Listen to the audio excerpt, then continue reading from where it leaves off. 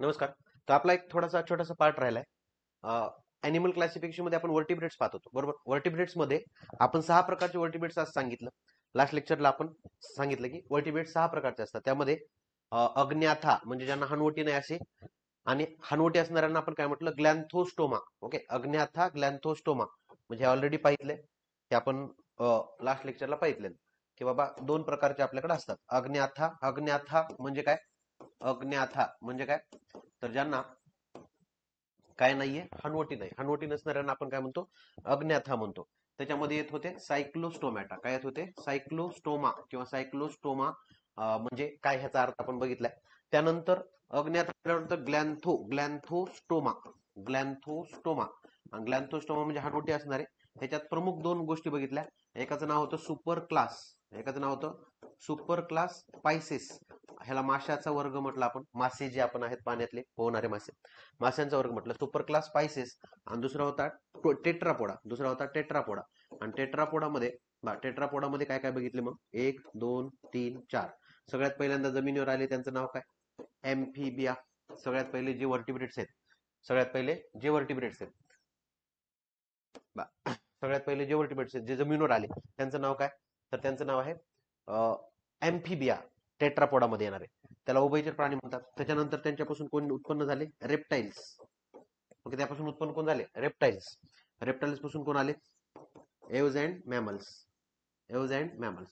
तर बघा, ह्या छोट्याशा भागामध्ये आपल्याला या 5 जणांची माहिती घ्यायची. सायक्लोस्टोमेटा म्हणजे काय, पायसिस म्हणजे काय, टेट्रापोडा म्हणजे काय, रेप्टाइल्स म्हणजे काय, एव्ज म्हणजे काय, आणि मॅमल्स म्हणजे काय, हे 5 जणांची माहिती घ्यायची. त्यातला पहिला महत्वाचा मुद्दा, चला आपल्याला हे लिहायचं आहे आता सर्वांना.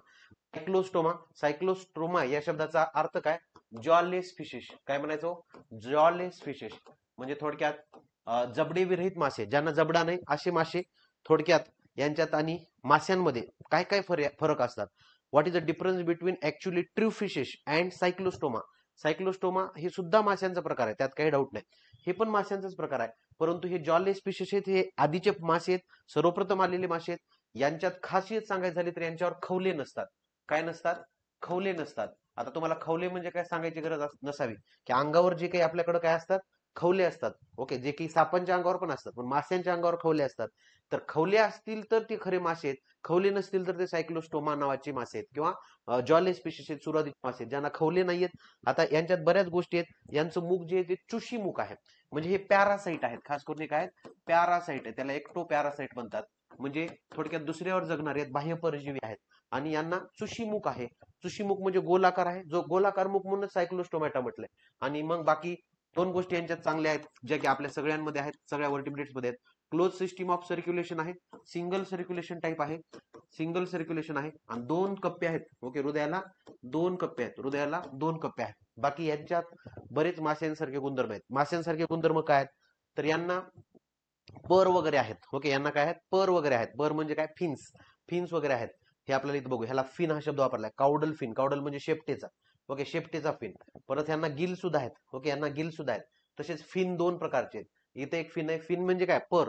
पर कशासाठी लागतात, पोहण्यासाठी पर लागतात. ओके, यांना काय लागतात, पर. पर म्हणजे काय, फिन्स. फिन्स, माशांना फिन्स असतात, यांना पण फिन्स आहेत. म्हणजे हे थोडक्यात आपल्याला चांगले मुद्दे आहेत. आता एक्झाम्पल अत्यंत महत्वाचे. एकाला म्हणतात हॅक फिश. काय म्हणायचं, हॅक फिश. हॅक फिश ह्याला आपण मिक्झिन पण म्हणतो, हॅक फिश. दुसरा आहे तो पेट्रोमायझॉन. ओके, दुसरा आहे तो दोन महत्वाचे मासे. ह्याला काय म्हणायचं जबडे विरहित मासे. यांना जबडे नसणारे मासे आपण असं म्हणतो. Exactly clear. चला आता पुढे जाऊया. पुढचा महत्वाचा मुद्दा आपण समजून घेऊ, तो म्हणजे काय, पायसेस. पायसेस म्हणजे खरे मासे. हे खरे मासे ट्रू फिशेस आहेत. यांच्या बाबतीत बरेच गोष्टी आहेत. यांना 2 प्रकारचे खरे गुणधर्म आहेत. मासे म्हणले की काय असलं पाहिजे, मासे म्हणले की खवले असले पाहिजे. येस, खवले. खवले इंग्रजीत काय म्हणायचं, स्केल्स. अंगावर काय असले पाहिजे, स्केल्स असले पाहिजे. त्यानंतर काय असले पाहिजे, तर फिन्स असले पाहिजे. फिन्स म्हणजे काय, पर असले पाहिजे. यस, पर असले पाहिजे. ओके, फिन्स असले पाहिजे, खवले असले पाहिजे. त्याच्यानंतर 2 कप्पे असले पाहिजे हृदयाला, 2 कप्पे हृदयाला असले पाहिजे. ओके, त्याच्यानंतर गिल्स असल्या पाहिजे. ओके, त्यानंतर काय असल्या पाहिजे, गिल्स असल्या पाहिजे. याच्या सहित सायक्लोस्टोमा असू द्या, पायसिस असू द्या.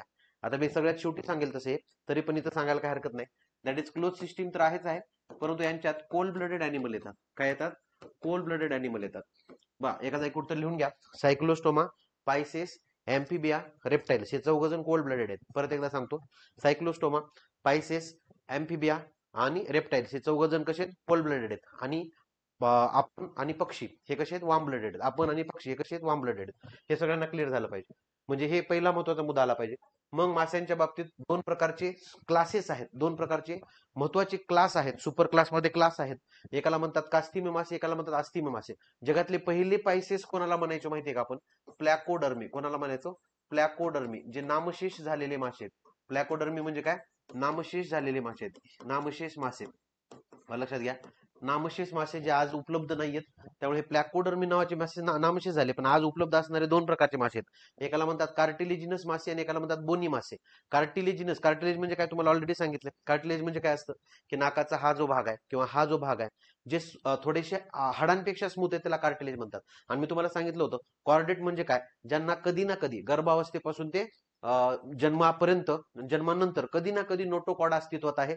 एक तर नोटोकॉड तसाच राहतो, नोटोकॉड तसाच राहत असेल तर त्याला आपण सिफॅलोकॉर्डेट्स म्हटलं होतं, आठवत असेल तर. ओके, ज्यांचा नोटोकॉड नष्ट होतो त्यांना युरोकॉर्डेट्स म्हटलं होतं आपण. आणि ज्यांचा नोटोकॉड कन्वर्ट होतो त्यांना व्हर्टिब्रेट्स म्हटलं. काय म्हणलं आपण? व्हर्टिब्रेट्स. ज्यांचा अंतकंकाल, ज्यांचं अंतर्गत शरीर हे केवळ कार्टिलेजनं बनलंय. बघा लक्षात घ्या, ज्यांचा अंतककाल जेवळ अंतकंकाळ म्हणजे अंतर्गत शरीर केवळ केवळ कास्थीने बनलंय. हे कास्थीने बनले म्हणजे ह्यांच्या अंगामध्ये बोन नाहीयेत, हे लक्षात घ्या. म्हणून फक्त कास्तीत असे कास्तीमय मासे, आणि ज्यांच्यात कास्ती पण आहेत आणि अस्थी पण आहेत. ओके, कास्ती पण आहेत आणि अस्थी पण आहेत. अस्थी म्हणजे काय रे बाबा? अस्थि विसर्जन माहिती ना? ओके, अस्थि म्हणजे बोन, हाडे. ओके, ज्यांच्यात हाडे पण आहेत अशा माशांना आपण बोनी फिशेस म्हणतो. म्हणजे आपण कोण आहेत? खरं तर आपण बोनी आहोत. आपल्यात हाडे पण आहेत, आपल्यात कास्ती पण आहेत. म्हणजे खरं तर माशांची जेव्हा सुरुवात झाली तेव्हा सुरुवातीचे मासे हे फक्त कास्तीमय मासे होते, आणि त्याच्यानंतर डेव्हलप होऊन अस्थि प्लस कास्तीमय मासे. पण अस्थि प्लस कास्ती म्हणजेच हाडे प्लस कार्टिलेज असतील तर त्यांना बोनी फिशच नाव आहे. म्हणून हे बोनी फिश हे जास्त प्रगत आहेत. आणि खरं तर याच्यात 95% मासे येतात आजच्या घडीचे, आणि त्यात फार कमी मासे येतात, 5%च मासे येतात. लक्षात घ्या, पहिला महत्वाचा मुद्दा. त्यामुळे माशांचे दोन प्रकार आहेत. आता याच्यात खरं सांगायचं तर हे मासे बहुत करून हे मासे खास करून खाऱ्या पाण्यातले मासे आहेत. हे खाऱ्या पाण्यात असणारे मासे आहेत. ओके, लक्षात घ्या, हे खाऱ्या पाण्यात असणारे मासे आहेत. हे खाऱ्या पाण्यात पण आहेत, गोड्या पाण्यात पण आहेत. ओके, खाऱ्या पाण्यात पण आहेत, गोड्या पाण्यात पण आहेत. दुसरा महत्वाचा मुद्दा, आता यांच्या सिमेट्रीमध्ये किंवा यांच्या रचनेमध्ये बरेच सारे फरक आहेत, बरेच सारे फरक आहेत. बरेच साऱ्या फरकामध्ये काय काय येतं बघा. सगळ्यात महत्वाचे दोन फरक मी इथं मेन्शन करून देतो. सगळ्यात महत्वाचे दोन फरक मी मेन्शन करून देतो. हे तर कास्तीमय अस्थिमय झालंच की. दुसरा महत्वाचा फरक आहे ना, यांचे जे फिन्स आहेत, फिन्स म्हणजे फॉर एक्झाम्पल मी इथं काढून दाखवतो, म्हणजे तुम्हाला मासा म्हणजे काय लक्षात आलं पाहिजे. ऑलरेडी आपण पाहतोच. समजा हा पर्टिक्युलर असं निमुळतं शरीर आहे यांचं, बरोबर. हा, आता बॅक साईडला असं काहीतरी असतं की नाही. ओके, मला काही जास्त डायग्राम जमत नाही, पण मॅथचं जे काय आहे की नाही, हे एक आहे आणि दुसरं एक इथे एक आहे, बरोबर. इथे एक आहे. दिस इज कॉल्ड एज फिन्स. ह्याला काय म्हणतात? फिन्स. ह्याला काय म्हणतात? फिन्स. ओके, पहिला मुद्दा काय? फिन्स. आणि दुसरा मुद्दा बघ, दुसरा मुद्दा काय? यांच्या अंगावर काय असतात? खवले. बघा, असे काहीतरी अंगावर काय असतात? खवले. ही माशांची खासियत आहे. आणि त्यांच्यानंतर त्यांचं काय असतं? मुख असतं. बघा, आता असा एक मासा काढलाय मी, हे मुख आहे. आता तीन महत्वाचे बदल इथे सांगायचे. मी तीन महत्वाचे बदल सांगतो. एक अबाउट माउथ, एक अबाउट स्केल आणि एक अबाउट फिन्स. हे तीन डिफरन्स इथे लक्षात घ्यायचे. हे लक्षात घ्या, तीन डिफरन्स इथे लक्षात घ्यायचे. काय म्हणतोय? एक माउथचा लिहून घ्यायचे सगळ्यांना. कार्टिलेजिनस आणि कास्तीमध्ये एक माउथचा फरक आहे, एक अंगावर असणाऱ्या खवल्यांचा फरक आहे, स्केल्स अंगावर असणाऱ्या स्केलचा फरक आहे. माउथ, स्केल्स, स्केल्स म्हणजे खवले, आणि तिसरं काय? फिन्स. ह्या तिघांचा फरक आहे. हे तिन्ही इंग्रजी शब्द इथे सांगतो. These are called as ventral mouth, these are called as ventral mouth, these are called as terminal mouth. Ventral mouth, terminal mouth. Very important. Terminal म्हणजे असं डायरेक्ट टोकाला असणं, डायरेक्ट टोकाला असणं. म्हणजे थोडक्यात ह्यांचं माउथ जर कसं आहे म्हणलं तर हे असं आहे, हे माउथ आहे. हे डायरेक्ट असं तोंड डायरेक्ट कुठं असणार? Terminal mouth. आणि ह्यांचं माउथ आहे व्हेंट्रल, म्हणजे असं असणार आणि मग इथं असणार. बघा, हे व्हेंट्रल म्हणजे असं खाली, टर्मिनल म्हणजे टोकाला. पहिला महत्वाचा मुद्दा. स्केल जर बघितलं तर हे प्लॅक्वाइड स्केलचे आहेत आणि हे सायक्लॉइड स्केलचे आहेत. हे कसे? सायक्लॉइड स्केलचे आहेत. स्केलचे वेगवेगळे प्रकार असतात, तर ते प्लॅक्वाइड आकाराचे, सायक्लॉइड आकाराचे स्केल्स. आणि फिन्स म्हणलं तर यांचे अनसिमेट्रिकल फिन्स आहेत. कसे? अनसिमेट्रिकल फिन्स आहेत. म्हणजे थोडक्यात सारखे नाहीयेत. काय? सारखे नाहीत. एक मोठा एक छोटा असा आहे. Unsymmetrical fins. यांच्याकडे मात्र सिमेट्रिकल फिन्स. अत्यंत महत्वाचे हे आहेत बाबा. ओके, अत्यंत महत्वाचे आहेत. आणि मग एक्झाम्पल लिहून घ्या, सगळ्यांनी एक्झाम्पल लिहून घ्या. इथं जागा नाही तरी मी काढतो ब्ल्यू कलरने. बघा, कार्टिलेजिनस फिश म्हणले की shark, very important, shark. Okay, rays, rays नावाचे मॅस असतात. Okay, electric rays, sting rays, sting rays, त्यानंतर स्कॉलिडॉन. ओके, स्कॉलिडॉन, हे सगळे मासे याच्यात येतात. आणि इकडे जर म्हटलं तर गोड्या पाण्यातले खास करून, ओके, गोड्या पाण्यातील खास करून रोहू जो बोनीफिश आहे, कटला जो बोनीफिश आहे. ओके, त्याच्यानंतर खाऱ्या पाण्यातलं म्हणलं तर काय, एक्झोसिटस. ओके, त्याच्यानंतर लोबफिन्स, लोबफिन्स म्हणजे काय, किंवा लंग फिश ज्याला म्हणू आपण, ज्यांना असा मासा ज्याला फुफ्फुसे आहेत, फुफ्फुसे असणारा मासा सुद्धा असतो, जो उभयचर प्राण्यात कन्वर्ट होणार आहे किंवा झालाय असं मानलं जातं. म्हणजे सगळे मासे या प्रकारात येतात, जास्तीत जास्त मासे या प्रकारात येतात. लक्षात येते? तर हे अशा पद्धतीने झालं. हे एवढे डिफरन्सेस मी आता मेन्शन केले. माशांचं अंग बघा, हे स्केलेटन बघा, कार्टिलेज आहे, बोनी आहे. ओके ओके, ऑल किंवा मोस्टली बोनी. गिल्स हे एक्सपोज्ड आहेत, हे एका कव्हरनं झाकलेले, त्याचं नाव ओपॅर्क्युलम आहे, ओपॅर्क्युलम. इथं स्विम ब्लॅडर नाही वगैरे, जाऊ द्या. Tail lobes unequal in size, हे बघा, हे इकडे बघा, ही बघा इक्वेलिटी दिसते का, इथं अनइक्वेलिटी दिसते. हा बारका दिसायला, हा मोठा दिसायला. ठीक आहे, फर्टिलायझेशन इंटरनल एक्सटर्नल हे बाकी झालं. आणि अंगावरचे स्केल्स लक्षात घ्या, ह्याला प्लॅकॉइड स्केल म्हणायचं, ह्याला सायक्लॉइड स्केल म्हणायचं. ठीक आहे, चलो चला. एम्फिबिया, एम्फिबिया म्हणजे काय, एम्फिबिया म्हणजे जमिनीवर आलेले, सर्वप्रथम जमिनीवर आलेले, जमिनीवर आलेले फर्स्ट व्हर्टिब्रेट्स, जमिनीवर आलेले फर्स्ट व्हर्टिब्रेट्स, जमिनीवर आलेले पहिले, बघा, जमिनीवर आलेले पहिले व्हर्टिब्रेट्स म्हणून आपण जर कोणाला ओळखतो तर एम्फिबियाला ओळखतो. म्हणजे हे पहिल्यांदा जमिनीवर यांनी पावलं ठेवली. मग यांच्यात 3 प्रकारचे एम्फिबिया येतात. बघा, एम्फिबियांचे किती प्रकार आहेत, 3 प्रकारचे एम्फिबिया येतात. 3 प्रकारचे एम्फिबिया येतात. सगळ्यात पहिला एम्फिबिया कोण आला, त्याला पाय नव्हते. ओके, त्याला पायच नव्हते. पाय नसणारा एम्फिबिया पहिल्यांदा त्या जमिनीवर सरपटायला आला. सरपटायला आला म्हणजे सरपटणारे नाहीत, पाय नसणारा एम्फिबिया सगळ्यात पहिल्यांदा आला. मग नंतर पाय आले आणि शेपूट तर राहिलं तसंच, पाय शेपूट दोन्ही असणारे. आणि नंतर सगळ्यात शेवटी फक्त पाय असणारे. ओके, फक्त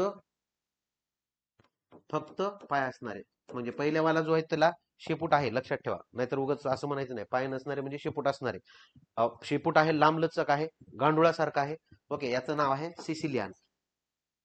सिसिलियन पाठ करून ठेवा, याचं नाव काय आहे, Sicilian. Very important, Sicilian. This is called as limbless Amphibia. This is called as limbless Amphibia. This is called as limbless Amphibia. वर लिहिले तसं. ह्याला म्हणतात अपोडा. ह्याला काय म्हणतात, अपोडा. म्हणजे पायच नाहीत बाबा, अपोडा. आता त्यानंतर पाय शेपूट दोन्ही असणारे 2 महत्वाचे एक्झाम्पल पाठ करा. एकाला मला सॅलेमेंडर, एकाला म्हणा सॅलेमेंडर, आणि दुसरं आहे न्यूट्स. पालीसारखे असतात पण पाय शेपूट दोन्ही असणारे सॅलेमेंडर आणि न्यूट्स. याला म्हणतात, याला म्हणतात युरोडोला, सॉरी युरोडेला. ओके, युरोडेला. युरो म्हणजे शेपूट पण नाही, पाय पण आहे. आणि इकडं फक्त पाय असणाऱ्यामध्ये जर गेलात तर आपल्याकडे एक बेडूक आहे आणि एक आहे तो टोड आहे. टोड आणि बेडूक सारखेच असतात, फक्त बेडूक हा पाण्याच्या जवळ असतो आणि टोड हा जरा जमिनीवर जास्त असतो. पण एवढं लक्षात ठेवा, उभयचर प्राणी म्हणजे कोण, तो उभयचर प्राणी म्हणजे ज्यांचे ज्यांचे प्रजनन फक्त पाण्यात होते. व्हेरी इम्पॉर्टंट, ज्यांचे प्रजनन फक्त पाण्यात होते. म्हणजे थोडक्यात हे सजीव बघा, हे सजीव पाण्यातच जन्म घेतात. व्हेरी व्हेरी इम्पॉर्टंट, पाण्यातच जन्म घेतात. यांची अंडी जमिनीवर पडत नाहीत, पाडली जात नाहीत. व्हेरी इम्पॉर्टंट, कारण यांच्या अंड्याला कॅल्शियम कार्बोनेटचं कवचच नसतं. त्यामुळे यांचा जन्म पाण्यातच होतो. आणि पाण्यात जन्म होतो लार्वा म्हणून, लार्वा स्टेज म्हणतो आपण त्याला, डिंबक स्टेज म्हणतो. आणि त्याच्यापासून मग डेव्हलप होतात आणि डेव्हलप होऊन मग बेडकासारखे बाहेर येतात. म्हणजे जमिनीवर आणि पाण्यावर दोन्ही राहणाऱ्याला उभयचर म्हणायचं असं नाही, लक्षात घ्या. तसं तर मगर सुद्धा जमिनीवर आणि पाण्यावर राहते, पण मगर उभयचर नाही. का तर मगर हा असा प्राणी आहे की जो, ज्याचे पिल्ले आपल्या जमिनीवर सुद्धा जन्माला येऊ शकतात. कासव, कासव उभयचर प्राणी नाही. कासव सरपटणारा प्राणी आहे. कासव सरपटणारा प्राणी आहे, लक्षात ठेवा. आपल्याला कन्फ्युजन होतं. कासव सुद्धा उभयचर नाही. उभयचर कोणाला म्हणायचं, ज्याचा जन्म पाण्याशिवाय होत नाही त्यालाच उभयचर म्हणायचं. हा, मग ते जमिनीवर आले पाहिजे, जमिनीवर जगले पाहिजे, त्यात काही डाऊट नाही. उभय या शब्दाचा अर्थ काय, 2 गुणधर्म. 2 गुणधर्म असणाऱ्याला आपण उभयचर प्राणी म्हणतो, लक्षात घ्या. तर अशा पद्धतीने हे अत्यंत महत्वाचे, ज्यांचे जे सजीव पाण्यातच जन्म घेतात. ओके, लक्षात घ्या. ज्यांचे ज्यांचे शरीर, ज्यांचे शरीर ओलसर असते, ज्यांचे शरीर ओलसर असते. ओके, कोल्ड ब्लडेड आहेत. 3 कप्पे आहेत हृदयाला, कोल्ड ब्लडेड आहेत. 3 कप्पे आहेत हृदयाला, पाठ करून ठेवा. कोल्ड ब्लडेड आहेत, 3 कप्पे आहेत हृदयाला, बरोबर. अंग ओलसर असतं. मगरीचं अंग कसं असतं, एकदम कोरडपट असतं, पाणी असतं म्हणजे ओलसर नाही, अंतर्गत ओलसर असलं पाहिजे. बेडकाचं शरीर बघा ओलसर असतं. फक्त लक्षात घ्या, हे बाकीचे प्राणी तुम्हाला माहित नाहीत, पाठ करून ठेवा. Caecilian, newts, salamander, toad, frog. Okay, हे सगळे एक्झाम्पल पाठ करून ठेवायचे, व्हेरी इम्पॉर्टंट. अशा पद्धतीने हे उभयचर नावाचं वर्गीकरण आहे. चला पुढे जाऊया. Reptilia. Reptilia develops from amphibia. म्हणजे अँफिबिया दूर गेले, अँफिबिया डेव्हलप झाले, आणि अँफिबियाला आम्ही काय म्हणायला लागलो, रेप्टिलिया म्हणायला लागलो. त्याला म्हणायचं बघा, हे इज व्हेरी इम्पॉर्टंट. आता बघा, जमिनीवर प्रथम अंडी घालणारे, जमिनीवर प्रथम अंडी घालणारे वर्टिब्रेट्स. जमिनीवर प्रथम अंडी घालणारे वर्टिब्रेट्स. बघा, जमिनीवर प्रथम अंडी घालणारे वर्टिब्रेट्स, व्हेरी इम्पॉर्टंट. जमिनीवर प्रथम अंडी घालणारे वर्टिब्रेट्स म्हणजे संपूर्ण भूचर झालेले. बघा लक्षात घ्या, म्हणजे ह्यांना पाण्यात जायची खरंच तर आवश्यकता नाही, संपूर्ण भूचर झालेले. ओके, फर्स्ट वर्टिब्रेट्स, त्यांना पाण्यात जायची आवश्यकता नाही, जाऊ शकतात. आता मगर, कासव, म्हणजे उदाहरणामध्ये बघायला गेलं तर मगर, कासव असे एक्झाम्पल्स आहेतच. ओके, पण हे लक्षात ठेवा की हे रेप्टिलिया नावाच्या कॅटेगरीत येणारे.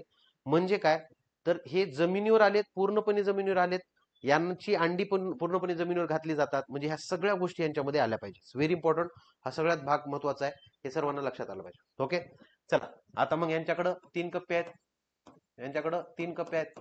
ओके, तसेच यांच्याकडे क्लोज सिस्टीम आहे, क्लोज ब्लड सिस्टीम आहे. ओके, क्लोज ब्लड सिस्टीम आहे, लक्षात घ्या, क्लोज ब्लड सिस्टीम आहे. शरीरावर काय असतात, खवले असतात, खवले असणारे शरीर असते यांचं, खवले असणारे, कोरडे. ओके, कोरडे त्वचा, त्वचा म्हणा किंवा शरीर म्हणा, म्हणजे कोरडी त्वचा. ओलसर त्वचा म्हणले काय सांगायचं, अँफिबिया सांगायचं. लक्षात येते ना, हे अत्यंत महत्वाचं. मग आता ह्या रेप्टिलियामध्ये सुद्धा वेगवेगळे क्लासिफिकेशन्स येतात. मग रेप्टिलिया मी तर डायरेक्टली उदाहरण सांगतो. आपण नाव देतो बघा, क्रोकोडिलिया. काय नाव देतो, क्रोकोडेलिया. तर क्रोकोडिलिया म्हणजे काय, मगर. ओके, मग क्रोकोडिलिया म्हणजे काय आली पाहिजे त्यात, मगर. ओके, ॲलिगेटर्स म्हणतो आपण त्याला, मगर म्हणतो, ॲलिगेटर्स, मगर, क्रोकोडाईल, हे असे शब्द आपण वापरत असतो. आणखीन दुसरे कुठले शब्द वापरतो, वेगवेगळे मराठी शब्द पण आपण त्याला वापरतो. ओके, हे लक्षात घ्या, घारियाल वगैरे त्याच्या जाती आहेत. आता त्याच्यानंतर क्रोकोडिलिया झाला की त्याच्यानंतर एक येतो दुसरा, जो न्यूझीलंडचा राहणारा पक्षी आहे, सॉरी न्यूझीलंडचा असणारा काय रेप्टिलिया आहे. तर त्या न्यूझीलंडच्या रेप्टिलिया म्हणतात rhynchocephalia. Okay, rhynchocephalia, very important, rhynchocephalia. आणि त्याचं नाव आहे टॉयटारा. त्याचं नाव आहे टॉयटारा. त्याचं नाव आहे tuatara. Tuatara is the animal, which animal, reptile animal. Okay, जो न्यूझीलंड आहे, न्यूझीलंड लक्षात ठेवा रे बाबा. कधी कधी एन्व्हायरमेंट मध्ये विचारतो की हा न्यूझीलंडचा एंडेमिक अॅनिमल आहे, एंडेमिक टू द न्यूझीलंड. त्याला टॉयटारा असं म्हणतो आपण, लक्षात घ्या, टॉयटारा. त्याच्यानंतर आपला मेन टेस्टुडाईन. टेस्टुडाईन म्हणलं, ओके, टेस्टुडाईन म्हणलं की कासव. हे त्यांच्या कशाची नाव आहेत माहिती का रे बाबा, हे गटांची नाव आहेत, ऑर्डरची नाव आहेत. हे राज्यसेवेला कमी पण कंबाईनला जास्त विचारतील, पण तरी लक्षात ठेवा, आपल्याला दोन्ही एक्झाम द्यायच्याच आहेत, लक्षात घ्या. हे क्रोकोडिलिया झाला, रिंकोसिफिलिया झाला, टेस्टुडाईन झाला. एक आणखीन एक असतो स्कॅमॅटा. आणखीन एक असतो स्कॅमॅटा. आणि स्कॅमॅटा मध्ये 2 असतात, एकाला म्हणतात लिझार्ड, एकाला म्हणतात लिझार्ड, आणि एकाला म्हणतात ओफिडिया, एकाला म्हणतात ओफिडिया. आणि ओफिडिया मध्ये कोण येतं, साप. साप, मग त्यात सगळेच येतात साप. ओके, विषारी साप, बिनविषारी साप. बिनविषारीमध्ये अजगर, पायथन ज्याला म्हणतो. विषारीमध्ये नाग येतो, नाजा नाजा, जो आपल्या न्यूरोटॉक्सिक म्हणून ओळखला जातो. चावल्यानंतर आपल्या नर्वला तो पॉइझनिंग करतो. त्यानंतर आपल्याकडं दुसरे पण आहेत. ओके, दुसऱ्यामध्ये खास करून आपण त्याला काय म्हणतो, वायपर म्हणतो. वायपर चावल्यानंतर काय होतं, रक्ताच्या गुठळ्या होतात, त्याला आपण हिमोटॉक्सिक म्हणतो. पाण्यातले साप, पाण्यातले म्हणण्यापेक्षा समुद्रातले साप सुद्धा असतात, ते मस्किलोटॉक्सिक असतात. म्हणजे थोडक्यात हे साप आहेत. आणि बाकी मग धामीन, अजगर, हे कसे बिनविषारी साप आहेत. जगामध्ये जास्त बिनविषारी साप सापडतात, विषारी सापाच्या मोजक्या जाती सापडतात. The study of snake is called as ophidiology. आणि त्याच्यानंतर लिझार्ड. लिझार्ड म्हणलं की पाल, सरडा. ओके, लिझार्ड म्हणले काय, पाल, सरडा. अशा पद्धतीने रेप्टिलिया झालं. चला पुढे जाऊ. आता पुढचा मुद्दा आपण शिकतोय बघा, पक्षी. एकदम सर्वसाधारण आहे. पक्षी म्हणलं की बा हवेत उडणारे. ओके, हवेत उडणारे व्हर्टिब्रेट्स. हवेत उडणारे व्हर्टिब्रेट्स, हे व्हर्टिब्रेट्स आहेत जे हवेत उडतात. ओके, हे व्हर्टिब्रेट्स आहेत ते हवेत उडतात. हा पहिला महत्वाचा मुद्दा. फक्त मास्यांमध्ये एक्झोसिटस मासे हवेत उडणारे होते, एक्झोसिटस मासे हवेत उडतात पण पाण्यात परत जातात. हे मात्र हवेत प्रॉपर उडतात परत जमिनीवर येतात. ह्याला आपण पक्षी असं म्हणतो. हवेत उडणारे वर्टिब्रेट्स हा शब्दप्रयोग आपण इथं करतो. हा पहिला महत्वाचा मुद्दा. त्याच्यानंतर बाकी बऱ्याच साऱ्या गोष्टी. ओके, यांना दात नसतात. ओके, दात नसतात. दातेचे रूपांतर कशात झाले? चोचीमध्ये झाले. ओके, चोचीत रूपांतर झाले. ओके, त्यांच्या नंतर ह्याचं शरीर कसं आहे? एकदम हलकं आहे. ओके, शरीर कसं आहे? हलके. शरीर हलके. त्याच्यानंतर सरासरी यांच्याकडं एक अवयव आहेत. एक अवयव सिस्टीम म्हणजे जसं आपल्याकडे कसं बघावं, आपल्या स्त्रियांमध्ये कसं 2 अंडाशय असतात ना, 2 ओव्हरीज असतात. तर इथं पक्ष्यांमध्ये फिमेलमध्ये एकच ओव्हरी असते. का बरं? वजन कमी करायचंय, हवेत उडायचंय, ह्या सगळ्या गोष्टी आहेत. ह्याच्यात सगळ्यात महत्वाची गोष्ट सांगायची झाली तर हे वॉर्म ब्लडेड आहेत. हे वॉर्म ब्लडेड आहेत. उष्म रक्ती आहेत. Very important. हे उष्म रक्ती 4 कप्प्याचं हृदय आहे. 4 कप्प्यांचं हृदय आहे. ओके, 4 कप्प्यांचं हृदय आहे. ओके, आणि याच्यामध्ये फक्त एक्झाम्पलच लक्षात ठेवा, वेगळं काहीच लक्षात ठेवायचं नाही. सर्वच पक्षी उडू शकत नाहीत. न उडणारे पक्षी सुद्धा लक्षात ठेवले पाहिजे आपण. न उडणारे पक्षी म्हणलं की शाहमृग येतो आपला.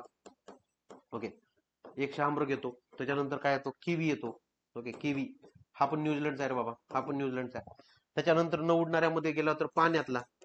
पाण्यात सुद्धा पक्षी आहेत की नाही रे बाबा? आहेत की. पाण्यातला म्हणलं की काय? पेंग्विन. पेंग्विन पाण्यातला पक्षी. Okay, penguin. दात दात असणारा म्हणजे ऑडोंटोग्नॅथी. एर्किओप्टेरिक्स. ओके, टेरिक्स म्हणजे खरं तर हा महाकाय पक्षी होता ज्याला दात होते. डायनासोरचा पुढचं जनरेशन म्हणायचं ह्याला, पण आता हे काय झालं? लुप्त झाले, नामशेष झाले. एर्किओप्टेरिक्स. आणि आताचे हे जे काही हे झाल्यानंतर काय आपले नवीन पक्षी. ओके, नवीन पक्षी. नवीन पक्षी म्हणले की काय हो? पोपट आला आपला, मोर आला. ओके, हे काय त्याला न्यू बर्ड्स आपण म्हणूया. म्हणजे थोडक्यात हे असं पक्ष्यांचं वर्गीकरण आहे.